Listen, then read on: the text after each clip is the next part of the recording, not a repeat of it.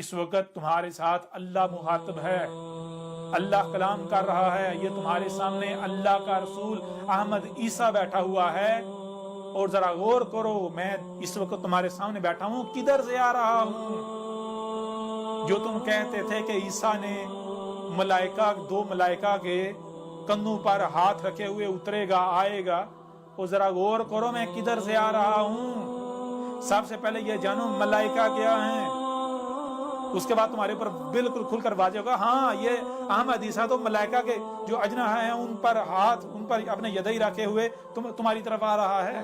اس وقت کون تمہارے سامنے بیٹھا ہوا ہے، کون کلام کر رہا ہے، کون مخاطب ہے تم سے؟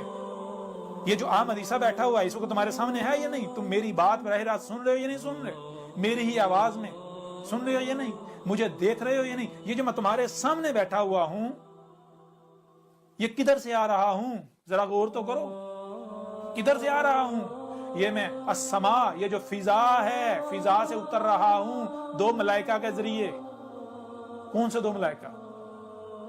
آگے جیسے جیسے بڑھیں گے تو حق ہر لحاظ سے کھول کر واضح کر دیا جائے گا، دنیا کی کوئی طاقت غلط ثابت نہیں کر سکے گی۔ بڑے سے بڑے جو اپنے آپ کو علماء کہلواتے ہیں، یہ جو بڑے سے بڑے شیوخ کہلواتے ہیں، یہ بڑے بڑے جو حق کے دعوے دار ہیں، دنیا کی کوئی طاقت اگر مجھے غلط ثابت کر دے تو اللہ کی قسم جو سزا تم لوگوں نے کی ہوئی ہے میں وہ بھگتنے کو تیار ہوں، لیکن اگر تم لوگ دشمنی کرتے ہو جو کہ تم غلط ثابت نہیں کر سکتے تو پھر جان لو جو سزا تم لوگوں نے طے کی ہوئی ہے وہی سزا تمہیں دی جائے گی، اللہ تمہیں وہ سزا دے گا، یہ جان لو۔ ایک بار پھر آپ کے اوپر واضح کرتے ہیں کہ یہ الکتاب، اسے حاصل کریں، اسے ڈاؤن لوڈ کریں، یہ بالکل قریب سے دیکھ لیں، تھوڑا اسے زوم کر کے دیکھ لیں، اسے حاصل کریں، ڈاؤن لوڈ کریں، اسے پڑھیں، تاکہ آج آپ کے پاس ظاہری موقع ہے۔